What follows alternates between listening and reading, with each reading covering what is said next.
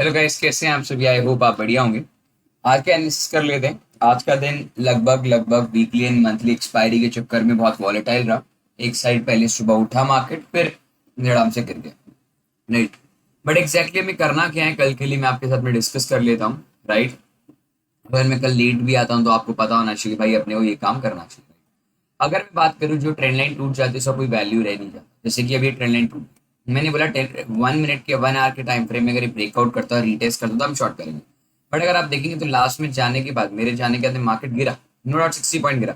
But ये ऊपर नीचे बहुत बार हुआ। अगर आप छोटे टाइम फ्रेम में जाएंगे 15 मिनट्स में, तो आपको यहाँ से आपने शॉर्ट किया, वापस आ गया, फिर शॉर्ट किया, फिर वापस आ गया, तो आप कहने का मतलब आपका प्रीमियम तो वैसे ही खा चुका होगा मार्केट। तो ऐसा कोई बड़ी वाली बात नहीं है। अगर हम बात करें, हमारी ट्रेंड लाइन जब टूट जाती है तो उसका कुछ काम नहीं रह जाता। अगर मैं बात करूं तो मार्केट के लिए ये रेसिस्टेंस जोन सबसे स्ट्रॉन्गेस्ट रेसिस्टेंस जोन बना हुआ है। अगर इस रेसिस्टेंस जोन की बात करें, अगर मार्केट यहाँ से ब्रेकआउट होने की कोशिश करता है, market will be next resistance level ये बनेगा। अगर मार्केट गिरता है तो हम यहाँ तक का टेक टारगेट ले सकते हैं। और जो कि आपके लिए, अगर मैं गलत नहीं हूँ तो, सॉरी, तो आप लोगों के लिए ये वाला इम्पोर्टेंट, सॉरी, आपके लिए इंपॉर्टेंट जोन गाइज ये वाला रह सकता है। अगर ये आप सोचेंगे अगला टारगेट, तो अगला जोन जोन मार्किंग और प्लस करते ट्रेंड लाइन रिट्रेसमेंट रहेगा। बट असली अगर मैं बात करूँ ट्रेडिंग के लिए, तो असली ट्रेडिंग आपको सबसे बेस्ट जब मिलेगी अगर मार्केट इस लेवल पे रीटेस्ट मिलता है तो। अगर लेट सपोज अगर मार्केट कल खुलता है, खुलने के बाद में अगर रीटेस्ट देता है, तो हम रीटेस्ट 5 मिनट में भी काउंट किया जा सकता है, कोई प्रॉब्लम। जैसे कि अभी ज्यादा ज्यादा रीटेस्ट देता हुआ गया, ठीक है, ज्यादा ज्यादा इसने रीटेस्ट दिया, बट 5 मिनट का हम कैंडल यहाँ लिखते हैं, ठीक है, रीटेस्ट देखे के। अब मार्केट ने जब रीटेस्ट दिया तो काफी बड़ा जोन पेंडिंग है नीचे वाली। अगर ये नीचे जाता है मार्केट, लेट सपोज मार्केट यहाँ जाता है, ठीक है, और मार्केट यहाँ से ब्रेकआउट देता है, अगर मार्केट नीचे वाला ट्रेंड लाइन टच करके और नीचे की ट्रेंड लाइन पे टच करता है, तो we can expect a target like this. हम फिर इसके अंदर में नेक्स्ट अच्छा खासा शॉर्टिंग पोजीशन पे जा सकते हैं। अभी हमारे पास ट्रेंड लाइन नहीं, हमारे पास भी 0.3% का क्या बोलते हैं नीचे डाउनफॉल देखने को मिलेगा, ठीक है। अगर वहीं देख लेते कि मार्केट ने इस लेवल को तोड़ा, क्योंकि अगर मार्केट को आप 30 मिनट में देखोगे तो आपको बहुत अच्छी चीज दिखेगी। अगर आप 30 मिनट्स में इस ट्रेंड लाइन को भी एक बार के लिए नेग्लिजेंट कर दो, तो उसमें आपको चीज देखने को मिलेगी बहुत स्ट्रांग, कि मार्केट कहीं ना कहीं अगर इस चीज को देखना चाहोगे तो मार्केट में आपको एक अच्छी चीज देखने को मिलेगी। मार्केट एक कहीं ना कहीं डबल बॉटम बन करके उठ सकता है, तो ये चांसेस भी बहुत ज्यादा है। अगर मार्केट कल अगर बुलिश मार्केट रहा तो आप समझ लीजिएगा कि मार्केट बहुत जल्दी अक्टूबर अक्टूबर में ऑल टाइम हाई तोड़ देगा, और हो सकता है कि नेक्स्ट वीक ही तोड़ दे। तो बट अगर ग्लोबल मार्केट ये चीज वो चीज अगर बात करें तो इज डिफरेंट थिंग, इस टोटली डिफरेंट थिंग है। अगर हम इसकी बात करें ग्लोबल मार्केट डाउन है या नहीं है, इज डिफरेंट थिंग। अगर मार्केट यहाँ से बुलिश मोमेंटम देता है तो आप आराम से बाय कर सकते हो। और असली बाइंग अपॉर्चुनिटी मेरे हिसाब से आपको इस ट्रेंड लाइन को ब्रेकआउट करने के बाद लेनी चाहिए, और प्लस इस रेसिस्टेंस इस सपोर्ट के बाद में। अगर मान लेते हैं बड़ा टाइम फ्रेम का एनालिसिस अगर कल इंट्राडे ही करना पड़े हमें, तो इंट्राडे कैसे करेंगे? हम देख रहे हैं कि मार्केट लोअर लूज चल रहा है, बट यहाँ रिटेस्ट दे रहा है। अगर मार्केट कल नहीं इधर आता है और वापस इसी जोन पे क्रिएट करता है, तो हम आज का जो टारगेट था टेक टारगेट वहां तक रख सकते हैं, कोई प्रॉब्लम नहीं। बट अगर मार्केट ने ऐसे ना करके मार्केट सिर्फ कंसोलिडेट करके ऊपर जाता है, तो हमारे को वैसे भी कुछ नहीं मिलेगा, नो डाउट। बट हाँ, ये जरूर है कि फिर हमारे को मंडे वाला मार्केट थोड़ा इंटरेस्टिंग देखने को मिलेगा। तो कहीं ना कहीं कल का मार्केट थोड़ा इंपॉर्टेंट है, आज का मार्केट नो डाउट। अगर मैं बात करूँ, काफी लोग बोलेंगे सर कमेंट में जाकर सर लॉस करा दिए, चीज वो चीज। मैं आपको एक चीज बताना चाहता हूँ। अगर आप ट्रेडिंग के अंदर में 500-600 रुपए की रिस्क है और उसके ऊपर आप लेके नहीं चल रहे, तो इट्स डिफरेंट है, राइट। क्योंकि हमने बॉटम से बाय किया था, अगर बॉटम से बाय किया तो हमने फिर भी 62 पॉइंट्स गेन किए। अब 62 पॉइंट्स के अंदर में सर आपने तो देखो इतना बड़ा लॉस करा दिया। एक बात तो, आपने फ्यूचर बाय नहीं किया था, ऑप्शन बाय किया था, और ऑप्शन में आपको पता है कि उतना लिमिटेड लॉस होता है, ठीक है, और आपका अनलिमिटेड प्रॉफिट होता है, ओके। और इसके अंदर में आपने ऑप्शन सेलिंग थोड़ी करी थी, फ्यूचर थोड़ी बाय किया था, आपने आराम से ये चीज बाय करके रखी थी, तो उसमें कोई प्रॉब्लम वाली बात नहीं है। अब काफी लोग बोलेंगे सर ये ट्रेंड लाइन ब्रेकआउट हुआ, ब्रेकआउट होते रिटेस्ट दिया, रिटेस्ट लाइक ऐसे दिया सर, देखो आपने देखा नहीं रिटेस्ट, नहीं नहीं, this is not the retest. Why? Because 1 hour time frame में बहुत स्ट्रांगली रीटेस्ट लेवल नीचे की साइड से, दैट इज द रीजन मैंने इसमें शॉर्टिंग पोजीशन 1% भी बनाने की कोशिश नहीं करी। तो आप देख सकते हो गाइस कि मार्केट का कल का सेंटीमेंट थोड़ा सा इंटरेस्टिंग रहेगा अगर मार्केट इस लेवल के हिसाब से मिलता है, क्योंकि मार्केट आप देखेंगे तो मार्केट इधर से सपोर्ट लेता हुआ चल रहा है, 1 touch, 2 touch, third touch and 4 touch पे तो मार्केट रिवर्स करने की कोशिश कर रहा है। अगर आप इंट्राडे करने की कोशिश भी कर रहे हो तो आप इस ट्रेंड लाइन के ऊपर भी आप एक पोजीशन बना सकते हैं भाई। और सेलिंग बना तो हम कम से come around of 50-60 point short कर सकते हैं। तो ये मेरा एनालिसिस है निफ्टी को लेकर के कल के लिए। एवरी सिंगल थिंग मैंने बता दिया। अगर मैं निफ्टी बैंक की बात करता हूँ, निफ्टी बैंक की बात कर लेते हैं। अगर मैं निफ्टी बैंक की बात करूँ मैं तो सबसे पहले मैं डेली टाइम फ्रेम पे आना चाहूंगा। अगर डेली टाइम फ्रेम में एनालिसिस करूँ तो मेरे को यहाँ साफ साफ और क्लियर कट भाषा में दिख रहा है कि मार्केट हायर हाइज है। यहाँ से मैं 1% भी नहीं बोल सकता कि मार्केट डाउन साइड है। पहला number one. Number two, market में काफी लोग बोलेंगे sir daily time frame bearish engulfing है, फिर बेरिश इनगल्फिंग है शॉर्ट करते हो। कभी बेयरिश इनगल्फिंग ट्रेंड में नहीं मिलती है, सिर्फ टॉप पे मिलती है। और बेयरिश इनगल्फिंग टॉप पे मिली जरूर, पर डबल कंफर्मेशन नहीं है। अगर इसे दोबारा शॉर्ट करना है ना गाइस, तो याद रखना कि डबल टॉप बना के नीचे गिरेगा, अभी नहीं कर सकता मार्केट। अगर मार्केट की 1 आवर टाइम फ्रेम में बात करूं, मैं नो डाउट उसके एक एक पूरे एविडेंस दिखाऊंगा गाइस क्यों मार्केट को मैं बेयरिश अभी भी नहीं सोच रहा हूँ मार्केट को लेकर के। राइट, अब ये नहीं कि मार्केट को सर आप बेयरिश सोच के नहीं आए थे इसलिए मार्केट को आपने बाय किया, सेल नहीं किया।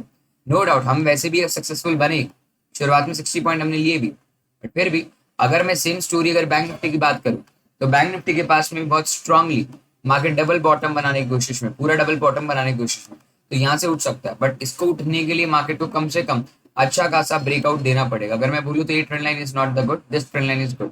अगर मार्केट कल इस ट्रेंड लाइन के ऊपर खुलता है ना, तो जो हमारा टारगेट आज के लिए, देखो बैंक निफ्टी तो ऐसे टारगेट हमने 2 दिन से सेट करे ही नहीं, सॉरी परसों लिया था हमने टारगेट, तो ये लेवल इंपॉर्टेंट बना रहेगा। तो मार्केट को इस लेवल के अकॉर्डिंग आपको एक अच्छा खासा बुलिश मिल सकता है। बट अगर आपको शॉर्ट करना है तो guys we need to be short after like this.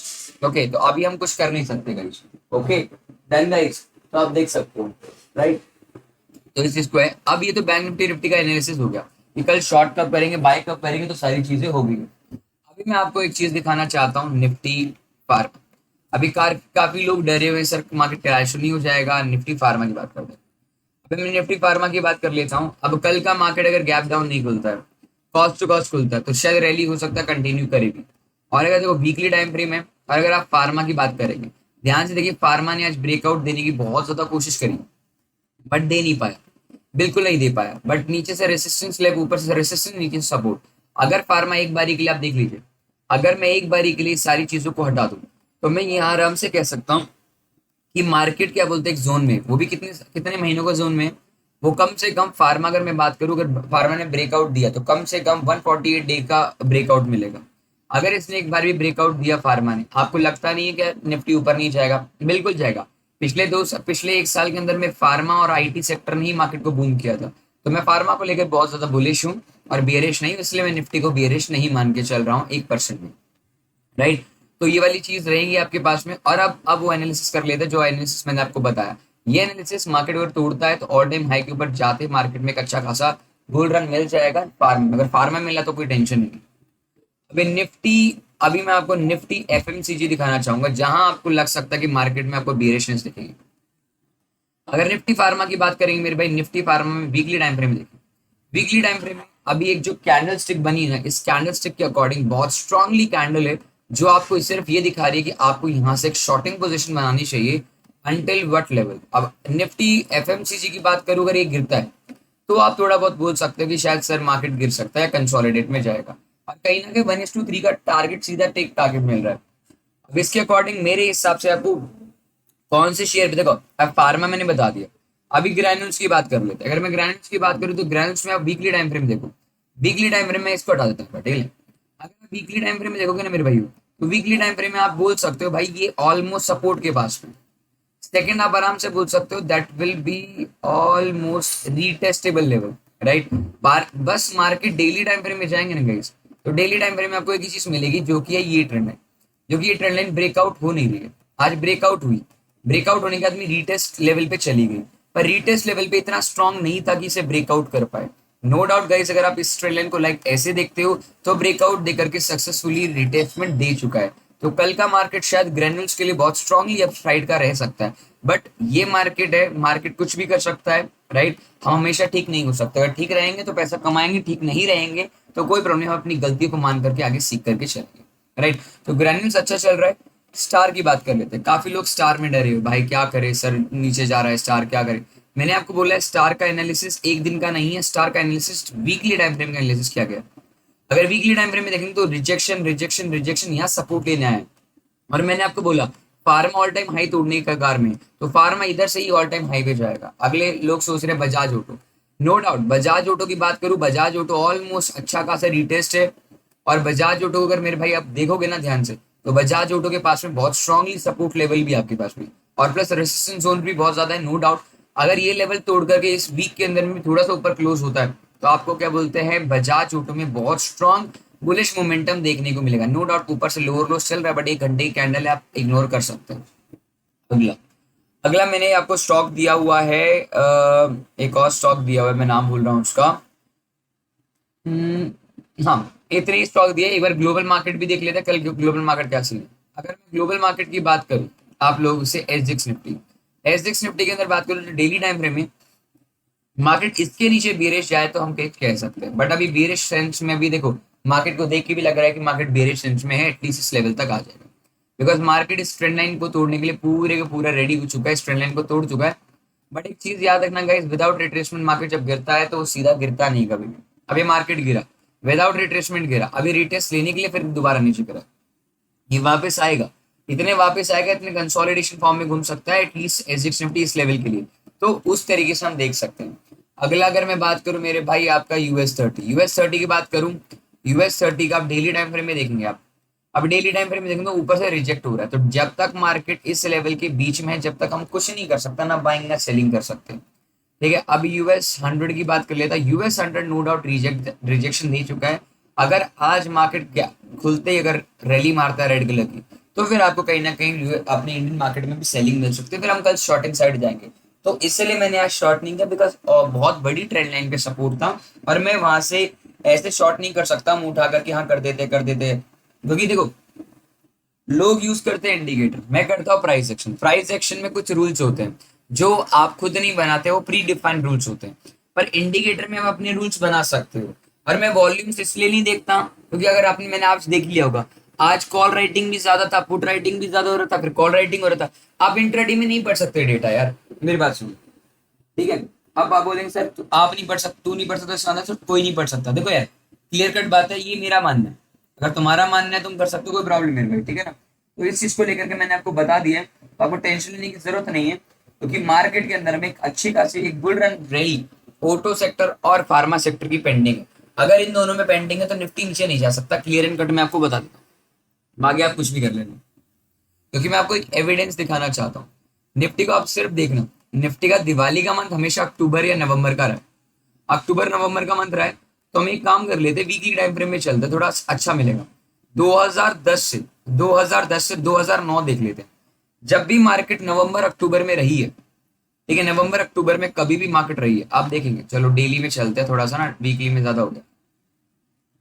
अब मैं आपको थोड़ा सा एक चीज बताना चाहता हूँ। अब 2010-12 ले लेते, जब भी क्रैश हुआ था मार्केट, उसके बाद ही की बात ले लेते।